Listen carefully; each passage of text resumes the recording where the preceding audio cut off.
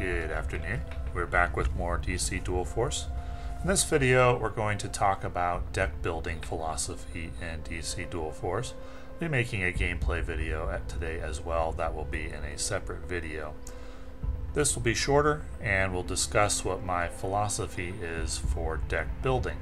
Now, there is an aspect of deck building philosophy that is going to be somewhat controversial, and that is my general disdain for action type cards in DC Dual Force. And I expect that to be controversial because I see a lot of other players playing actions that I don't think are very good.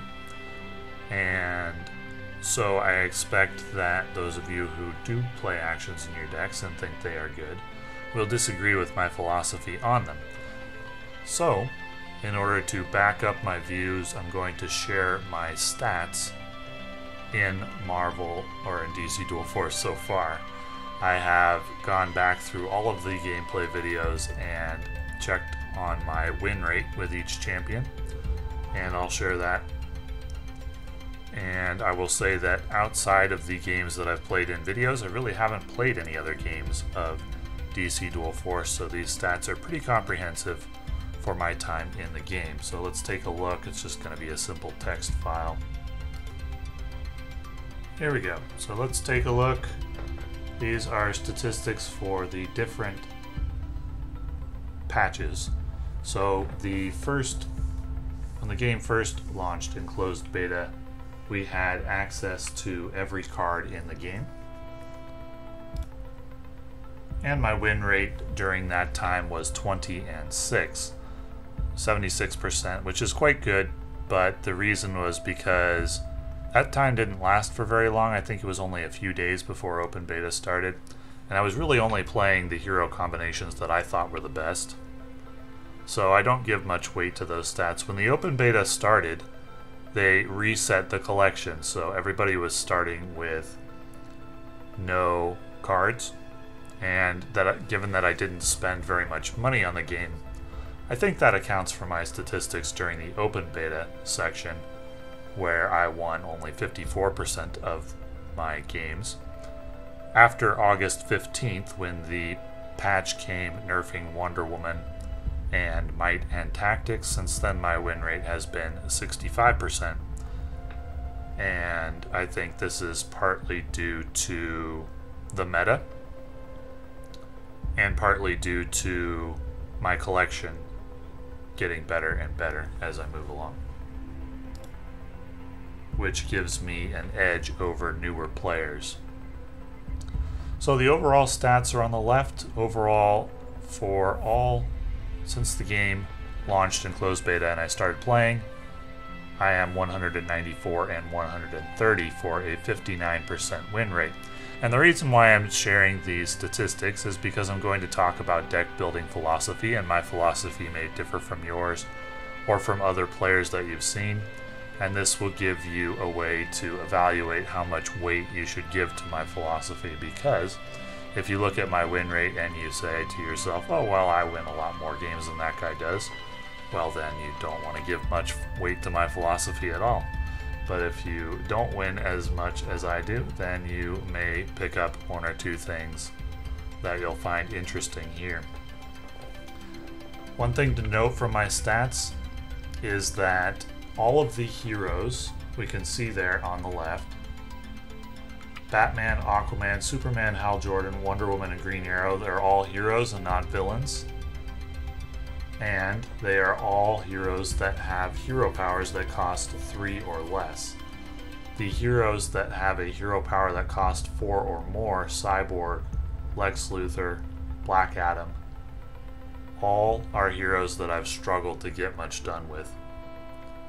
My opinion is that the heroes that have powers costing 4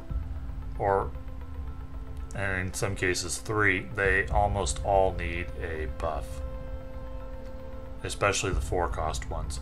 Lex Luthor, Black Adam, Doomsday, badly in need of a buff. Now Doomsday I don't have many games played because I don't have him in my open beta collection, so I only played 2 games with him in closed beta. Harley Quinn I've played almost no games with because she is, at least in my opinion, very clearly a rush hero, and I just hate playing rush decks so much that I haven't really done it a lot. And as you can see, my win rate with the Flash is absolutely abysmal. I don't know if it's because that hero just doesn't speak to me or because he is god-awful. My opinion is that it's more the latter than the former. Joker's not bad. Joker's done okay for me. Shazam, not awful. And Cyborg's been okay. My opinion on Cyborg is that that win rate, 18 and 14, is probably a little higher than it will be in the long run. I think he's right around a 50% hero. A Green Arrow has been incredibly powerful. 25 and 9 overall with that hero. And Wonder Woman and Hal Jordan have been very good, but most of that has been since August 15th. You can see that in the open beta section of the game, Wonder Woman was okay, but not that great. Aquaman was okay, but not that great. Batman as well. But since the patch on August 15th, Wonder Woman's been incredible, and a lot of that came from just one video where I paired Wonder Woman and Green Arrow and won like 7 games. But Wonder Woman is very good against rush decks, and I mentioned that part of the reason I've been doing well since the patch, at least I think it's well. I don't know what the average player does or what the average player watching the game does, but I think that since 65% would be an incredible win rate in Marvel Snap and would be really good for Hearthstone as well, I think anything approaching 60% is really good in Hearthstone. Unless things have changed a lot since I played the game last. 65% is pretty strong, and that's because virtually probably 60 to 80% of the player base that I'm seeing right now are all playing rush decks. And Wonder Woman's pretty good against rush decks because she buffs a card that sits in front of her in the lane, which provides protection for her. Might is good against rush in general. And the pairing of Wonder Woman and Green Arrow is extremely good against rush decks, and so able to get a lot of work done with Wonder Woman and Green Arrow. And Hal Jordan was very mediocre before this last patch. I think I was exactly 50% with him before the last patch, and after he's been quite good at 14 and 5. And Superman's been surprisingly good. I was surprised by how often I won with Superman post-patch 18 and 8. Before that, he was simply mediocre. And I suspect part of that is because I picked up some ultimate cards for the Might faction. That's just the way the luck has gone. I've only spent on this game about $20. I bought the Founders Bundle for, I think it was $5, and then I bought the Green Arrow and Shazam mini sets for $5 each, and that's all the money that I've spent on the game. But the ultimates that I have gotten were mostly Might. I've gotten the Superman Ultimate relatively recently, and that's been really good for my Might faction gaming. And combined with the Clark Kent Ultimate, I suspect that's why I'm winning so many games with Might. But there's no doubt in my mind that Wonder Woman Green Arrow is a very strong combo against rush decks. So, now that I've shared all that, you can evaluate how seriously you want to take my opinions on deck building, and I'll get into my deck building philosophy a little bit. So here we're taking a look at the Wonder Woman Green Arrow deck that has been very successful for me in this meta, probably my most successful deck. So far, I'd guess that the win rate has been, well, it was 7-0 in my video, and then I think I played 1 or 2 games off stream as well. You will note that in this deck there is only one action card, and that is Bat Signal. I do not like action cards. I've tried them. I don't like them in DC Dual Force. If they don't generate permanent value, and by permanent value I mean they need to create a recruit on the table, or they need to provide permanent attack value for a hero. If that isn't the case, I don't play them. And that is probably the deck building opinion that will be the most controversial of my opinions, because I see a lot of other players playing actions. In particular, I see energy players playing actions quite a lot because that faction is kind of built for magical spells, and so it wants you to play actions. I see players playing Energy Blast quite a lot. I see players playing Gift of Naboo quite a lot. I don't think any of those are very good. And you'll note, if you've been watching my videos, that pretty much every deck that I play includes almost no actions, with a few exceptions, Bat Signal being one. From time to time I run Seek the Green Lantern, I think it is. Though I really only run that card because I don't have a full Green Lantern collection. Or the Ring chooses Seek a Green Lantern and give them +2/+2. Really only run that card because I don't have a full Green Lantern collection. And so I run that as a substitute. And from the Anarchy faction, I really only run the Partners in Crime, which summons 2 recruits. Or I would run Jailbreak in an Arkham Inmate deck. I would run the card from, I think it's Anarchy, that summons the Tweedledum and Tweedledee. I have run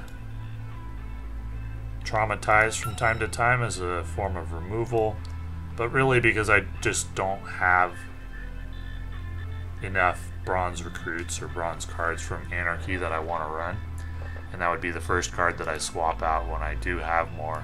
Friends in High Places, Seek a Gold Recruit.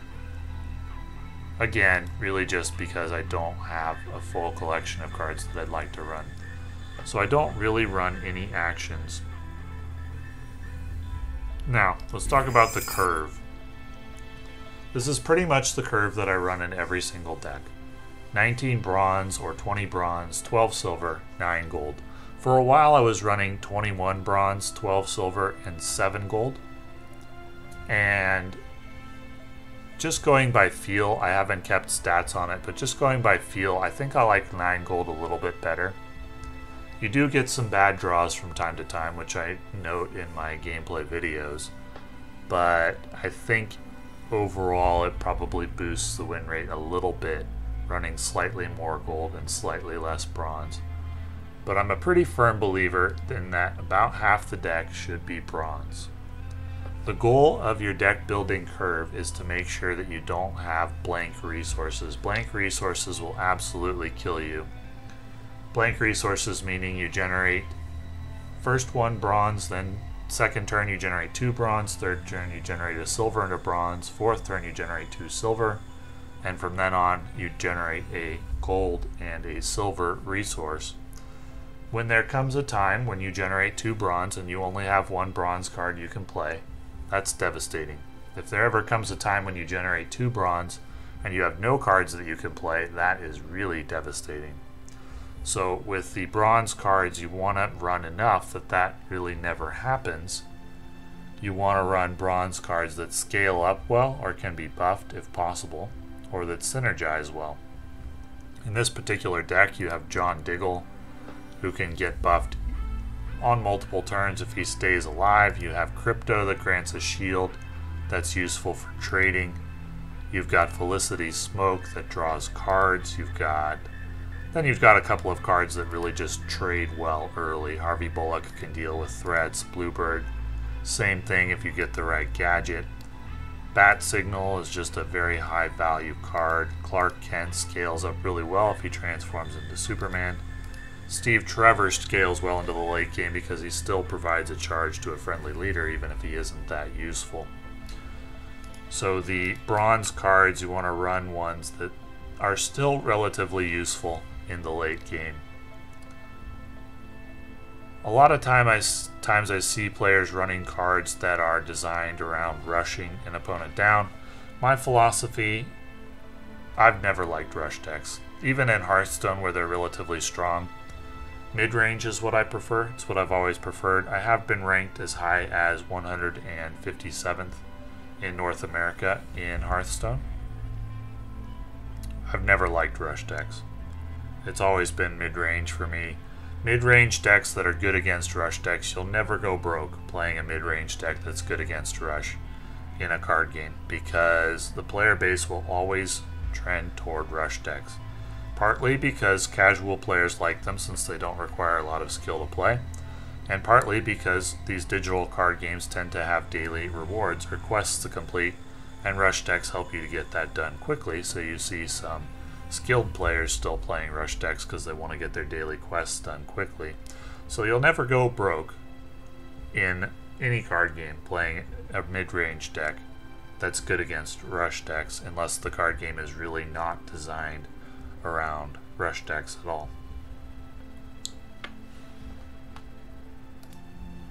For the silver and gold cards, we are primarily from silver just looking for the strongest cards that are available.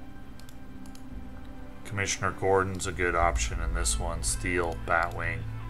Bat Cycle I'm running because I just didn't have anything else available from Tactics. What I would like to have instead of Bat Cycle is another copy of Commissioner Gordon and another copy of Robin, but I don't have those cards in my collection, so as a substitute I'm running Bat Cycle. From the gold cards, we're looking at cards that generate permanent value over time.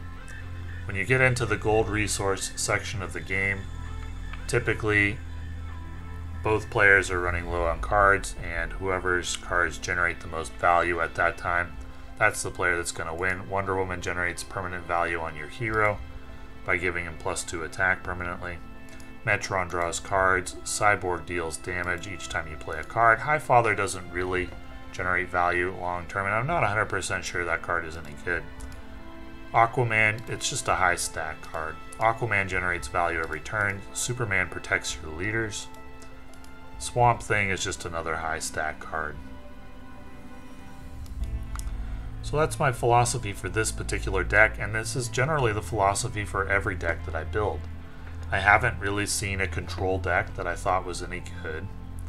I haven't seen a rush deck that I thought was any good, so I build mid-range decks that are as good as I can make them against rush, and that generally run either 19-12-9 or 21-12-7. Or occasionally I've tried 21-10-9, but I like this the best, at least for now. I think it's the most consistent. Though you could make a good argument for 20-12-8 or 21-12-7, depending on what your collection will support. If you don't have the strongest gold cards, I'd probably go for 19-14-7 or 21-12-7 as your resource split or something like that. But really the two aspects of deck building that I consider are important are avoiding actions and playing the proper resource curve. And you, the player, may have already found a resource curve that you really like, or you may not pay attention to your resource curve at all. If that's the case, I strongly recommend paying attention to it and falling into a pattern, I would say, for the most part, where you stick to that resource curve with most of the decks that you make. I would love if I found a deck that runs a lot of actions that I thought was good. But every deck that I've seen that focuses on actions right now has been a rush deck. Because the thing about actions is that they generate card advantage for your opponent. Because you spent a card that you got value out of one time, while your opponent has spent a card for a recruit that he gets value out of every turn. In the long run, you will lose unless your value that you get one time from an action kills the opponent's hero quickly. In that case, you can win before the value of the opponent's cards wear you down in the long term. So most of the decks that I've seen that revolve around actions are rush decks, and I don't like rush decks myself, which is why part of the reason why I don't like actions in DC Dual Force.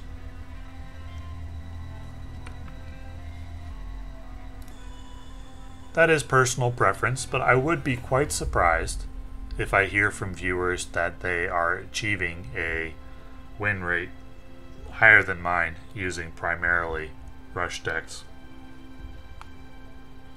My overall win rate of 59% I consider pretty good.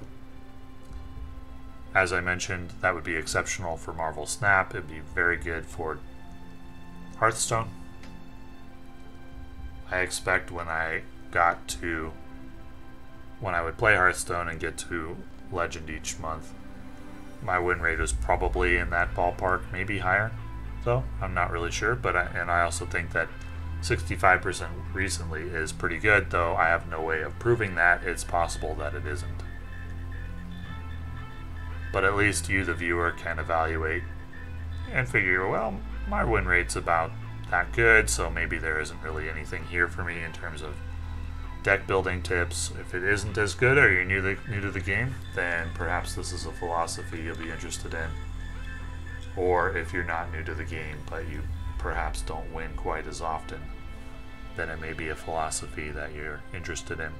So that's a little bit about my deck building philosophy, what I've seen so far in the game, what I've seen recently in the meta. And there will be another gameplay video coming later today. So, thank you for watching.